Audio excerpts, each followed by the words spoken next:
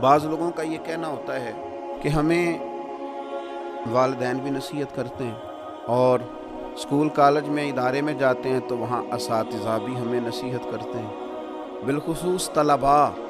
بعض اوقات اس بات کی بڑی شکایت کرتے ہیں کہ دیکھو جی، بڑا بھائی بھی ہمیں بٹھا کے دیر تک لیکچر دیتا ہے، پھر ہمیں یہ کہا جاتا ہے کہ جمعے والے دن بھی وقت پر آؤ، وہاں بھی تمہیں نصیحتیں سننی ہیں۔ نوجوانوں کی طرف سے بعض اوقات یہ بات سننے کو ملتی ہے کہ آخر ہم کتنی کو نصیحت سنیں، ہر آدمی ہمیں سمجھا رہا ہے، ہر آدمی ہمیں لیکچر دے رہا ہے، ہر آدمی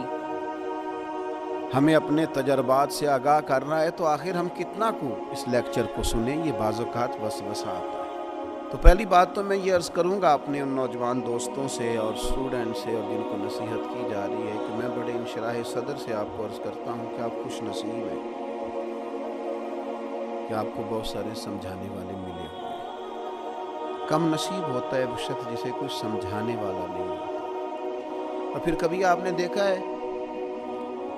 زمین کو اس میں ہل چلایا جاتا ہے، بیج بو دیا جاتا ہے، فصل اگاتی ہے، اس فصل کو کاٹ کے پھر سے بیج بویا جاتا ہے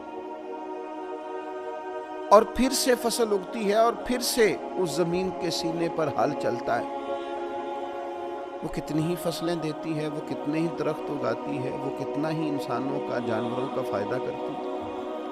کتنے ہی لوگوں کو غذا اور خوراک مہیا کرتی ہے، لیکن کبھی یہ نہیں کہتی کہ آخر میں کتنا کو ہل چلاؤں گی، میرے اندر کتنا کو بیج بویا جائے گا۔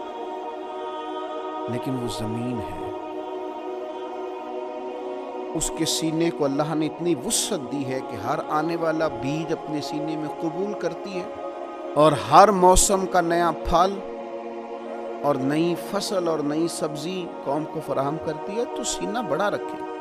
آپ مختلف قسم کے بیج جب اپنے سینے میں بوئیں گے اور مختلف قسم کے نیک، اچھے اور سمجھدار لوگوں کی رائے اور نصیحت آپ حاصل کریں گے تو آپ اپنے باطن میں مختلف قسم کے پھول کھلتے ہوئے محسوس کریں گے،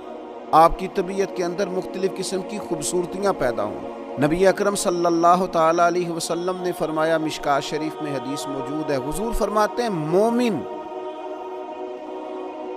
کبھی خیر سننے سے سیر نہیں ہوتا،